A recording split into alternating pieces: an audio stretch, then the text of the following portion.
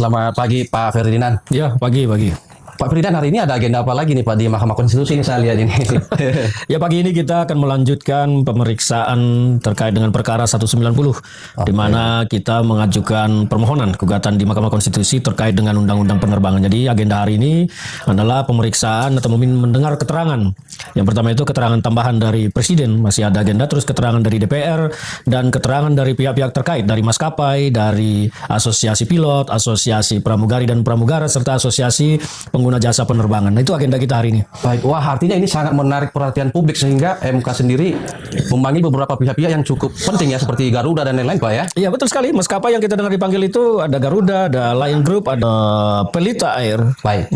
Kemudian Pak Ferdinand, apa harapan teman-teman sebagai pemohon dalam pengujian Undang-Undang Penerbangan ini? Apa harapannya untuk masyarakat luas? Harapan kita tentu satu hal, ketepatan waktu dari maskapai. Karena ketidaktepatan maskapai ini dalam menerbangkan konsumen menyebabkan kerugian material maupun imaterial bagi pengguna jasa. Jadi yang kita bela itu adalah hak masyarakat, hak konsumen. Karena hak masyarakat itu sering sekali terabaikan dan diabaikan oleh maskapai ketika mereka melakukan delay penerbangan, tertunda bahkan sampai pembatalan. Jadi yang kita bela adalah hak masyarakat. Baik.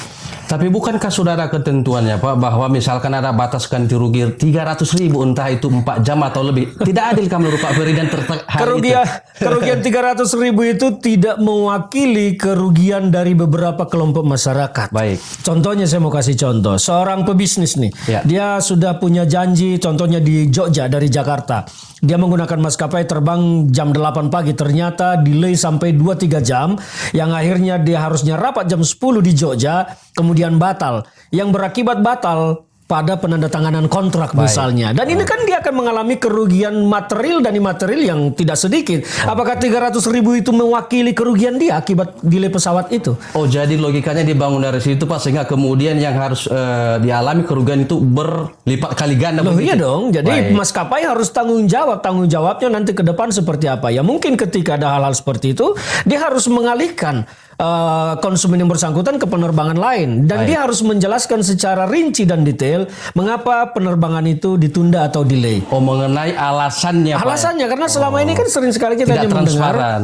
tidak hanya mendengar alasan operasional. Nah, alasan operasional itu apakah tidak pernah dijelaskan secara rinci dan itu yang kita tuntut. Baik, demikian Pak Ferdinand, terima kasih untuk obrolan singkat kita pada pagi hari ini di Mahkamah Konstitusi.